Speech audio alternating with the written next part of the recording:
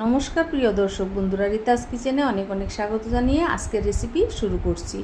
আমি 4টে ব্রেড নিয়ে bread crumbs বানিয়ে ফেললাম।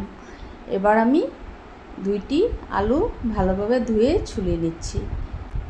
তারপর একটি গ্রেটারের সাহায্যে ভালোভাবে গ্রেট করে নেব। গ্রেট করা হয়ে গেছে। এবার আগের থেকে ব্রেড ক্রাম্বসগুলো বানিয়ে রেখেছিলাম ওর সাথে মিলিয়ে দিলাম।